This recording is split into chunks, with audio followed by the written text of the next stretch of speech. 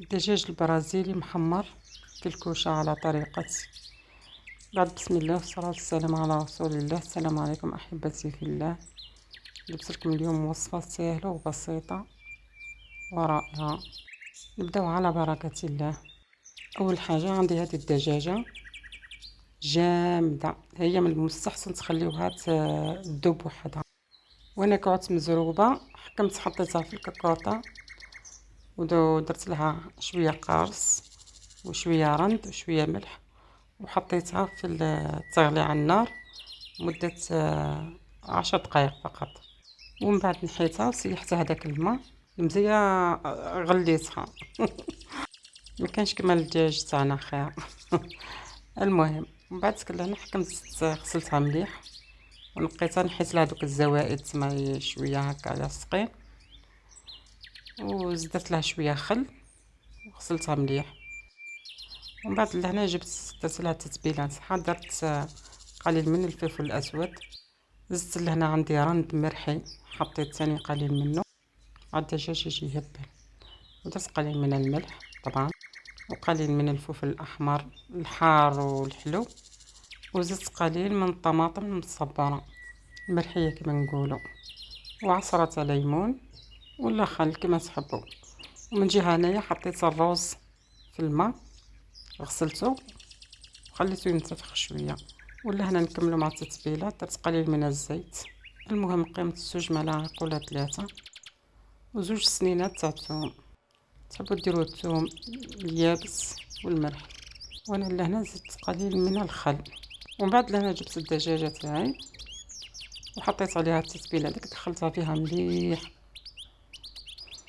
شكيتها شويه بالموس، راني ما بينش الفيديو. حطيت التتبيله ديك عليها وغطيتها وخليتها مده هكاك على الاقل نص ساعه. ومن جهه اخرى لهنا قصيت قليل من البصله، راس بصله، ودرت لها شويه ملح في الزيت وخليتها تتقلى. زدت لها شويه توابل كما اللي حطيت في الدجاج، حطيتها هنايا. ومن بعد ما تقلاو حطيت عليها هذاك الروز وحطيت له قليل من الماء فقط، وخليته يتغلى حتى يشرب الماء هذاك. ما نخليوهش حتى يطيب خلاص، جوست باك هكا ينتفخ شويه نحيوه حتى يكمل طيابو مع الدجاجه. نجيو لهنا بعد ما عدات، انا خليتها عدات ساعه هكاك. نتوما كما حبيتو سما المده اللي تحبوها، على قد ما تخليوها تطول على قد ما تكون احسن. تحبوا ديروها الصباح والعشيه طيبوها، تحبوا ديروها في الليل وتبيتوها غدوه طيبوها كما حبيتو.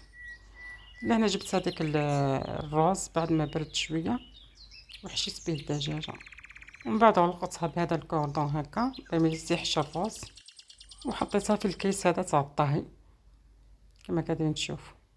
وزدت صبيت معها هذيك التوابل اللي بقات وغلقت عليها، ودرت ثقوب هكا في الكيس البلاستيك وحطيتها طيب في البلاطو كما قاعدين تشوفوا. بعد ما طابت ساعه غير ربع هكاك طيب، نحيت لها هذاك نحيتها من الكيس. ولا صوص طلقت لا صوص بزاف. وديجا لهنا كنت قاليه البطاطا ثم درتها دواور قليتها حطيتها في لاصوص هذيك. والجناحات تاني كانوا عندي جناحات تاني كنت مطيبتها من قبل، حطيت باه يزيدوا يتحمروا مليح معاها، وحطيت قليل من الزبده من الفوق.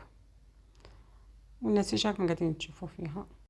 البنه كيف نفس البنه تاع الدجاج تاعنا سما، شي عاد تتبيله كل واحد كيف يدير.